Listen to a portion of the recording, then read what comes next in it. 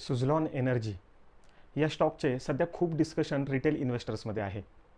Last इयरला ₹8 आसपास असणारा हा स्टॉक सध्या 38 ते 39 रुपीजपर्यंत इन्क्रीज झाला आहे.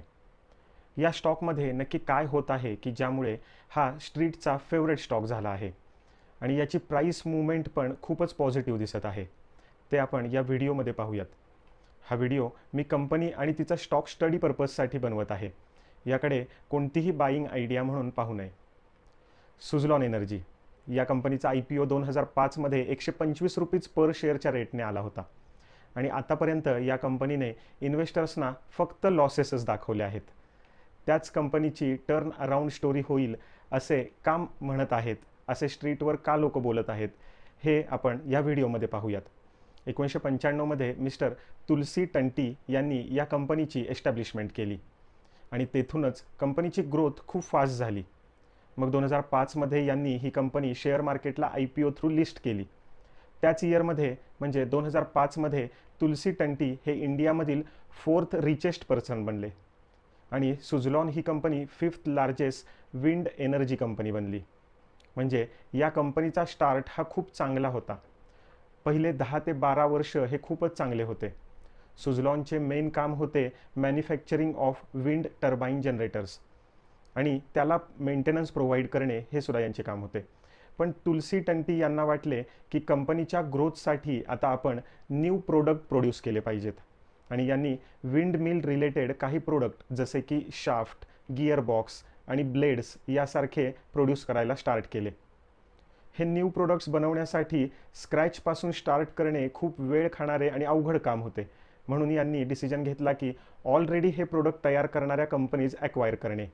यासाठी त्यांनी 2006मध्ये हॅन्सेन ट्रान्समिशन ही बेल्जियम बेस्ड कंपनी ॲक्वायर केली आणि 2007मध्ये जर्मन विंड टर्बाईन मेकर सेल्वियॉन ही कंपनी ॲक्वायर केली. या ॲक्विजिशनसाठी यांनी काही शेअर्स सेल करून पैसे उभे केले तर काही बँक लोन घेऊन पैसे उभे केले. ही एक मोठी रिस्क होती आणि 2008 साली आपल्याला माहीत आहे की मोठी आर्थिक मंदी आली. त्याचमुळे सुझलॉन ही कंपनीसुद्धा इकॉनॉमिक हेल्थ खूप पॉझिटिव्ह राहिली नाही आणि यांची इकॉनॉमिक हेल्थ बिघडत गेली आणि कंपनीने जे लोन घेतले होते त्याचे हप्ते भरणे देखील मुश्किल झाले. यामुळे 2011 साली ही कंपनी बँकरप्ट झाली. सुरुवातीला या कंपनीला गव्हर्नमेंटची सबसिडी मिळत होती, बऱ्याच फॅसिलिटी देखील मिळत होत्या, कारण गव्हर्नमेंट विंड एनर्जीला खूप प्रोत्साहन देत होते.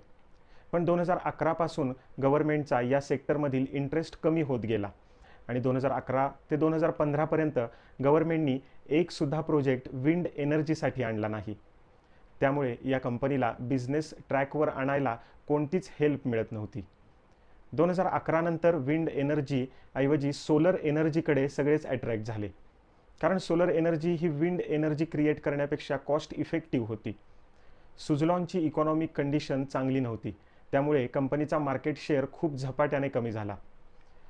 विंड एनर्जीमध्ये 40% मार्केट शेअर असणारी ही कंपनी 5% मार्केट शेअर ड्रॉप झाला. आता कंपनीच्या बोर्डने ॲसेट सेल करून लोन रिपे करण्याचा प्लॅन केला. पहिल्यांदा यांनी सेव्हिलॉन ही कंपनी ॲक्वायर केली होती, ती सेल केली. ही कंपनी यांनी नियर अबाउट $2 बिलियन परचेस केली होती आणि तीच कंपनी जवळपास 8-9 वर्षानंतर $1.15 बिलियन सोल्ड आउट केली.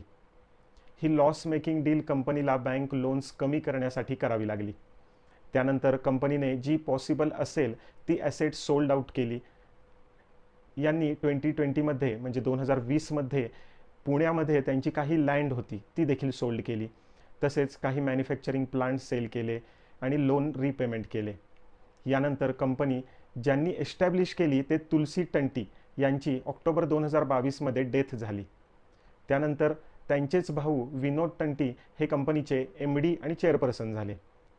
यानंतर सुझलॉनच्या बाकीच्या ॲसेटसुद्धा विकून यांनी नियर अबाउट 20,000 करोडचे लोन हे 2,000 करोडच्याही आत आणले. तसेच रिसेंटली गव्हर्नमेंटने डिक्लेअर केले की ग्रीन हायड्रोजन क्रिएट करण्यासाठी रिन्युएबल एनर्जी सोर्सेसना परचेस करण्याची हे ऑर्डर देणार आहेत. म्हणजे रिन्युएबल एनर्जी गव्हर्नमेंट परचेस करणार आहेत. रिन्युएबल एनर्जीमध्ये विंड एनर्जी, सोलर एनर्जी यासारखे प्रकार येतात. रिन्युएबल एनर्जीमध्ये विंड एनर्जीचा भाग हा मोठा आहे. याचा बेनिफिट सुझलॉनसारख्या कंपन्यांना होईल. जरी विंड एनर्जीचा फायदा सुझलॉनला झाला तरी अजून तरी सुझलॉनची ऑर्डर बुक किंवा प्रॉफिट हे खूप चांगल्यापर्यंत इन्क्रीज झालेले नाही आहेत. अजूनही कंपनी फायनान्शियली वीकच आहे. फक्त चांगली गोष्ट हीच आहे की कंपनीने लोन जवळपास फेडले आहे. सुझलॉन एनर्जी या कंपनीच्या फायनान्शियल व्हॅल्यूज आपण पाहूयात. कंपनीची मार्केट कॅप ही 51,000 कोटीच्या प्लस आहे. शेअरची करंट प्राईस ही 38 रुपीजपर्यंत आहे. हाय आणि लो हा जवळपास 7 रुपये हा लो आहे आणि 39 रुपये हा हाय आहे. स्टॉकचा पी रेशो हा खूपच जास्त दिसतो. 138 म्हणजे खूपच जास्त. स्टॉक अर्निंगपेक्षा जास्त व्हॅल्यूवर ट्रेड करत आहे. कंपनीची बुक व्हॅल्यू खूप निग्लिजिबल आहे. डिव्हिडंड यील्ड तर नाहीतच. ROCE आणि ROE हे रेशो देखील वोलाटाईल आहेत. डेप टू इक्विटी रेशो हाच पॉझिटिव्ह झाला आहे, तो म्हणजे 0.04, म्हणजे जवळपास कंपनी डेप फ्री झाली आहे. या कंपनीने लास्ट इयरचा प्रॉफिट आफ्टर टॅक्स हा 370 कोटीचा कमवला आहे. पण या प्रॉफिट आफ्टर टॅक्समध्ये एक्सेप्शनल कंडिशन्स काय होत्या आणि ऑपरेशनल प्रॉफिट किती आहे हे पाहावे लागेल. इंडस्ट्रीचा PE हा 34 आहे आणि स्टॉक PE हा इंडस्ट्री PEपेक्षा खूपच जास्त दिसतो. कंपनीची सेल्स ग्रोथ निगेटिव्ह आहे, तसेच प्रॉफिट ग्रोथ चांगली दिसते. कंपनीकडे सध्या फ्री कॅश फ्लो देखील 452 कोटीचा पडून आहे. या शेअरमध्ये जी न्यू इन्व्हेस्टमेंट आली आहे ती एक पॉसिबल होपमुळे आली आहे. गव्हर्नमेंट विंड एनर्जीसाठी टेंडर काढत आहे. ही होप खरी झाली तर कंपनीला फायदा नक्कीच होईल. पण रियालिटीमध्ये ही गोष्ट येण्यासाठी अजून खूप वेळ आहे आणि अजून तरी खूप पॉझिटिव्ह म्हणावं असं बिझनेस इन्क्रीज यांचा झालेला नाही आहे. तुम्हाला सुझलॉनमध्ये इन्व्हेस्ट करायचे असेल तर तुम्हाला आधी त्याच्या बॅलन्स शीटचा ट्रॅक ठेवावा लागेल. प्रत्येक 3 महिन्याला जे रिझल्ट कंपनी डिक्लेअर करते त्यामध्ये ऑपरेशनल प्रॉफिट किती आले आहेत, ॲसेट सेल करून प्रॉफिट किती आले आहेत, या गोष्टी चेक कराव्या लागतील. यांची ऑर्डर बुक सुधारली पाहिजे. जोपर्यंत ऑर्डर बुक सुधारत नाही तोपर्यंत कंपनीच्या बाकीच्या फायनान्शियल व्हॅल्यूज देखील चांगल्या होणार नाहीत.